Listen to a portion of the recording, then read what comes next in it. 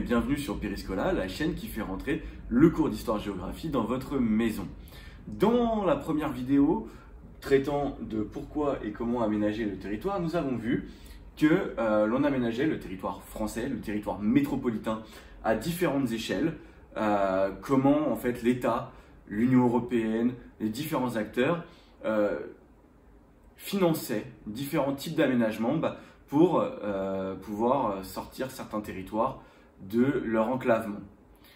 Dans ce deuxième chapitre, nous allons nous intéresser aux territoires ultramarins français, aux départements et régions d'outre-mer, et voir en quoi leur aménagement est une problématique spécifique. Alors nous sommes toujours dans le thème 2 de géographie, pourquoi et comment aménager le territoire français. Et après avoir vu dans le premier chapitre qu'aménager le territoire français permettait de lutter contre les inégalités, nous allons voir que les territoires ultramarins, dans ce chapitre 2, sont une problématique spécifique. Et pour rester dans la même logique que notre chapitre 1, nous allons nous demander ici comment aménager les territoires ultramarins pour réduire les inégalités, notamment avec la métropole. Nous allons voir dans un premier temps que ces territoires ultramarins français sont un atout pour la métropole. Et que ces territoires ont de nombreuses spécificités.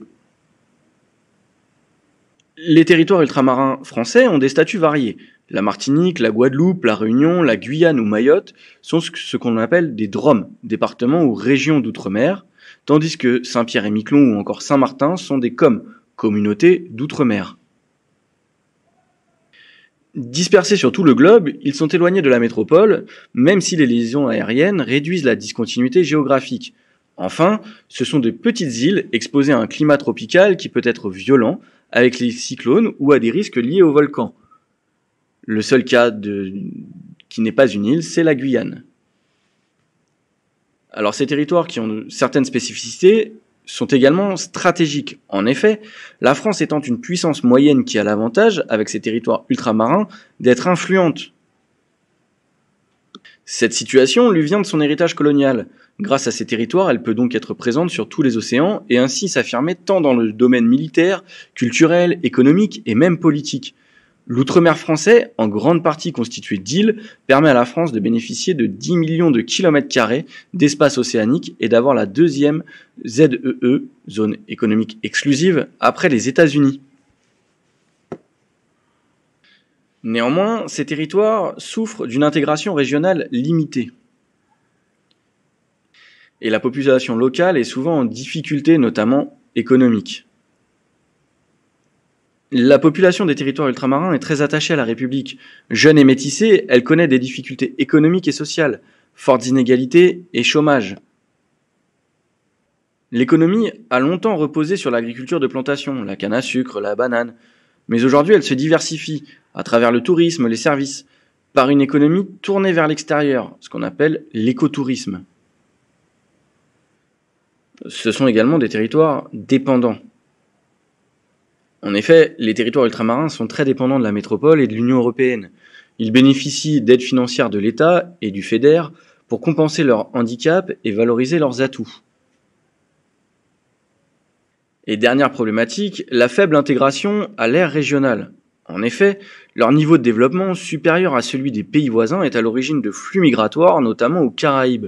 Ils sont pourtant peu intégrés à leur ère régionale, malgré les aménagements comme le pont de l'Oyapock entre la Guyane et le Brésil, ou le développement de certaines activités comme dans le tourisme entre la Réunion et l'île Maurice. Mais l'intégration est en cours de réalisation. Grâce à plusieurs projets et organisations, par exemple à La Réunion ont été signés des accords avec Madagascar ou les Comores, mettant ainsi en place des partenariats dans les domaines de l'agriculture, l'environnement, l'éducation ou encore la santé. Toutes ces problématiques expliquent qu'il faut aménager pour réduire les déséquilibres. Et tout d'abord, il faut aménager pour compenser les inégalités. L'État est un acteur important de l'aménagement dans les DROM. Il a orienté le développement des territoires ultramarins autour de l'activité touristique, sur le littoral avec des constructions de complexes hôteliers et de routes, comme à La Réunion avec la nouvelle route littorale, mais également vers des cultures spécialisées comme l'ananas ou la vanille. L'intégration de la France à l'Union européenne a renforcé le principe de continuité territoriale. Ainsi, tous les DROM sont des régions ultra-périphériques, les RUP. Ils reçoivent des aides pour combler les écarts de développement avec les autres régions de l'Union européenne. Mais la question est, est-ce qu'il s'agit d'un aménagement durable ?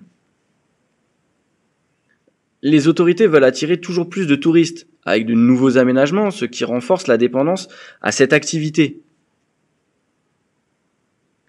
Le taux de chômage est plus élevé dans les territoires ultramarins, environ 30% en 2013 contre 10% en métropole. Des poches de pauvreté se sont constituées. Comme en France métropolitaine, des fractures sociales marquent les territoires ultramarins. Cette vidéo est maintenant terminée, vous allez pouvoir prendre connaissance du plan de travail, des différentes activités, que ce soit au niveau débutant, intermédiaire ou expert. Je vous invite à me suivre sur Twitter si vous voulez suivre un petit peu l'actualité de l'histoire géo et de la salle 312. Un petit pouce sur la vidéo YouTube si elle vous a été utile, un petit commentaire pour m'encourager et me pousser à mieux faire en tout cas. Et puis je vous invite également à vous connecter sur Periscola pour aller voir les différentes activités et les documents inhérents. Et moi, je vous dis à bientôt. Merci.